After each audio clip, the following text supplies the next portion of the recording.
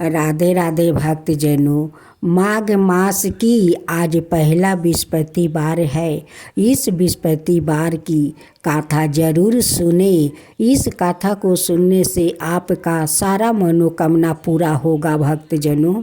आज बृहस्पतिवार है। आप बृहस्पति भगवान की आज आप लोग कथा सुने। बृहस्पतिवार का जो लोग बृहस्पति देव के श्रद्धा भक्ति से कथा सुनते हैं उस पर बृहस्पति देव प्रसन्न हो जाते हैं। बृहस्पति देव की जय हो, बृहस्पति देव की जय हो। प्राचीन समय की बात है। एक नगर में एक बड़ा व्यापारी रहता है। वो जहाज़ों में माल लाद कर दूसरे शहरों में भेजा करता है।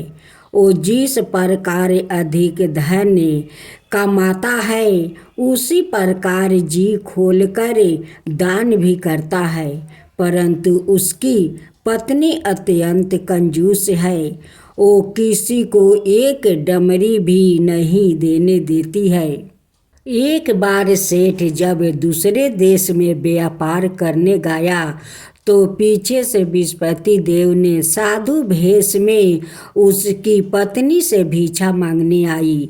व्यापारी की पत्नी बृहस्पति देव से बोली, हे साधु महाराज, मैं इस दान और पुण्य से तंग आ गई हूँ।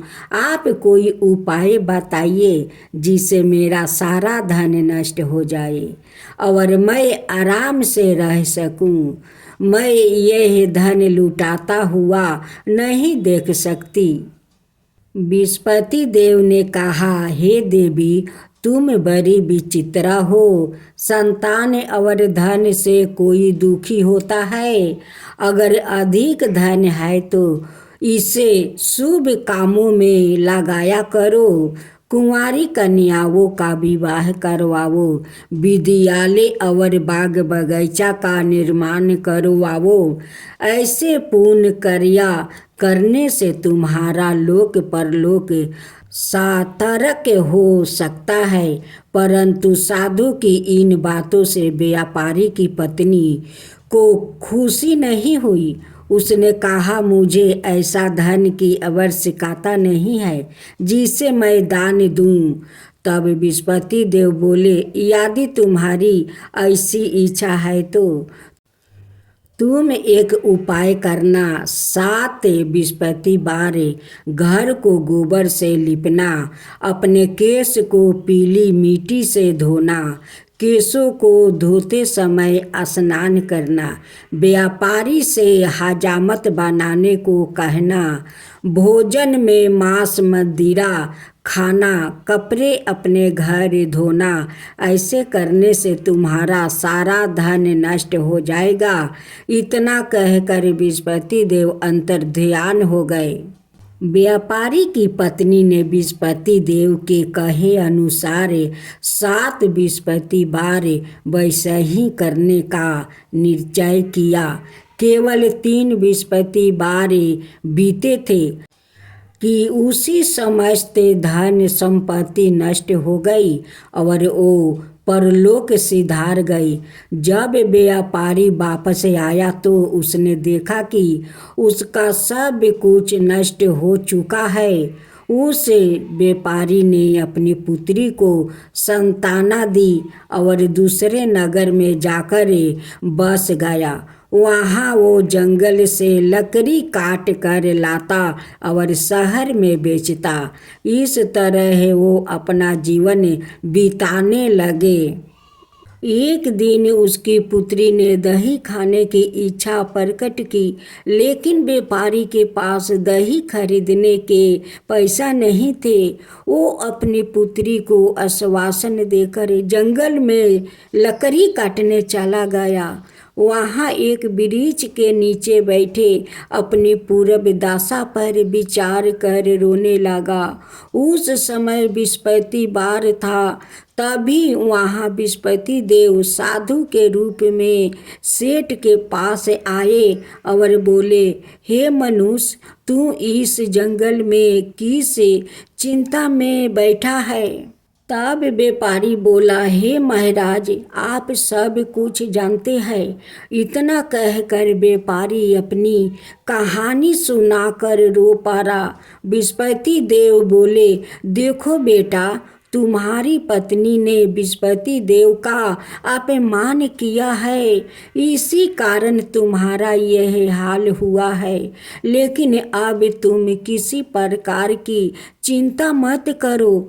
तुम गुरुवार के दिन बृहस्पति देव का पाठ करो। 2 पैसे के चने और गुड़ को लेकर जल के लोटे में शक्कर डालकर वो अमृत और प्रसाद अपने परिवार के सदस्यों और कथा सुनने वालों में बांट दो। सवाए भी प्रसाद और चरण मृत लो, भगवान तुम्हारा अवश्य कल्याण करेंगे। साधु की बात सुनकर व्यापारी बोला, महाराज, मुझे तो इतना भी नहीं बचता है कि मैं अपनी पुत्री को दही लाकर दे सकूं। इस पर साधु जी बोले, तुम लकड़ियाँ शहर में बेचने जाना। तुम्हें लकड़ियों के दाम पहले से चौगुने मिलेंगे, जिससे तुम्हारे सारे कार्य सिद्ध हो जाएगा। उसने लकड़ियाँ काटी और शहर में बेचने के लिए चल पड़ा। उसकी लकड़ियाँ अच्छे दाम में बिक गई, जिसे उसने अपनी पुत्री के लिए दही लिया और गुरुवार की कथा हेतु चना गुड़ लेकर कथा की और प्रसाद बांट कर सवाए भी खाया। उसी दिन से उसकी सभी कठिनाइयाँ दूर होने लगी। परंतु अगले बृहस्पतिवार को वो कथा करना भूल गया। अगले दिन वहाँ के राजा ने एक बड़े यज्ञ का आयोजन कर पूरे नगर के लोगों के लिए भोजन का आयोजन किया है। राजा की आज्ञा अनुसार पूरा नगर राजा के महल में भोजन करने गया, लेकिन व्यापारी वो उसकी पुत्री तनिक विलंब से पहुँचे। अंत उन्हों दोनों को राजा ने महल में ले जाकर भोजन करवाया।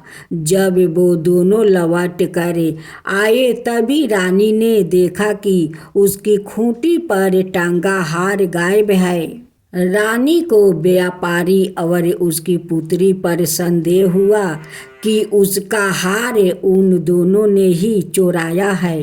राजा की आज्ञा से उन दोनों को कारावास की कोठरी में कैद कर दिया गया। कैद में पड़कर दोनों अत्यंत दुखी हुए। वहाँ उन्होंने बृहस्पति देवता का स्मरण किया। बृहस्पति देव ने प्रकट होकर व्यापारी को उसकी भूल का अभ्यास करवाया और उन्हें सलाह दी कि गुरुवार के दिन कैद खाने के दरवाजे पर तुम्हें 2 पैसा मिलेंगे। उनसे तुम चने और मुनका मंगवाकर विधि पूर्वक बृहस्पति देवता का पूजन करना। तुम्हारे सब दुख दूर हो जाएंगे।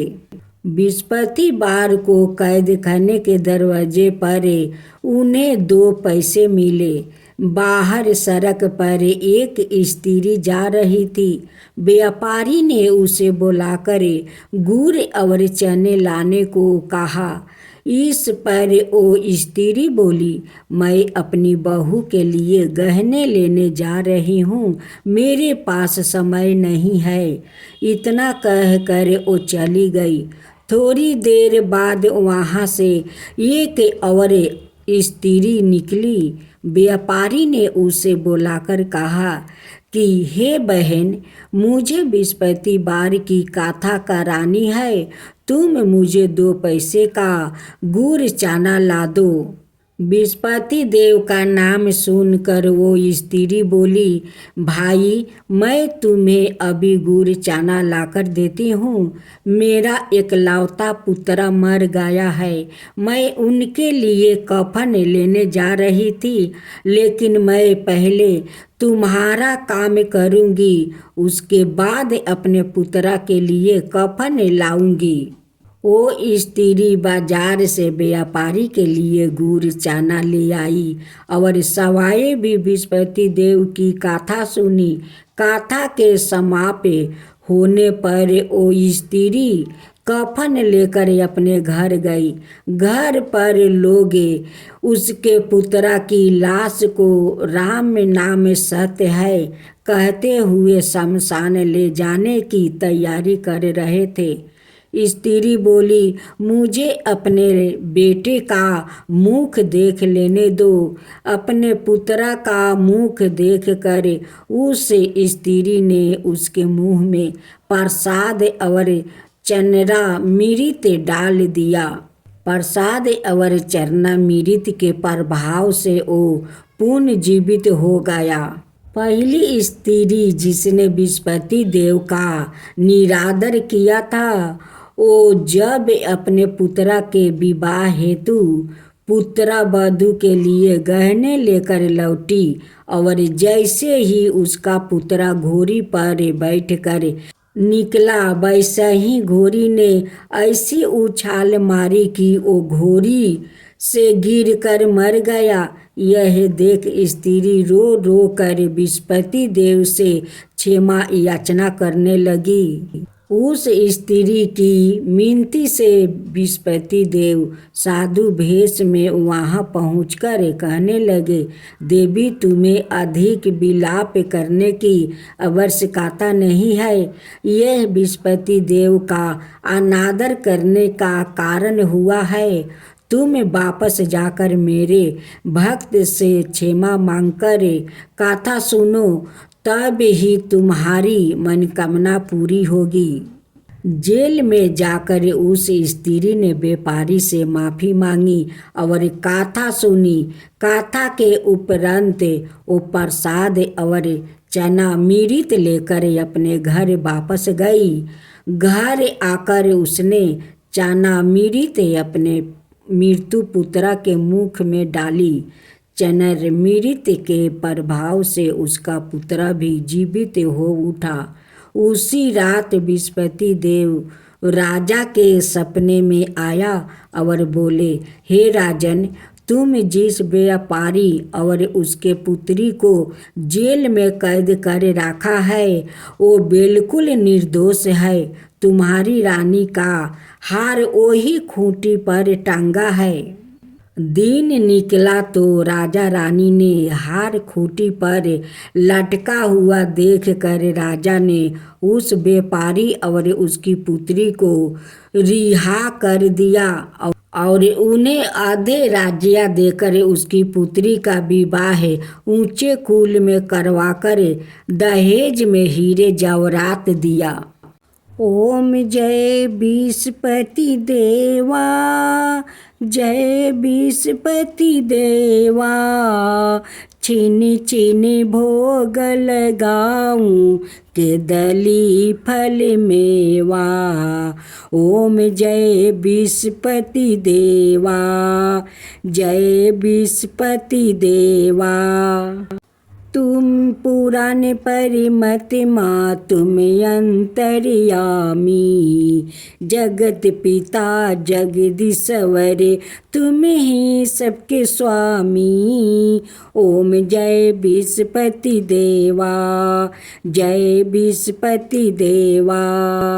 चरनामृत निज निर्मल सबके पातक हरता, सकल मनोरथ दायक कृपा करो भक्तो।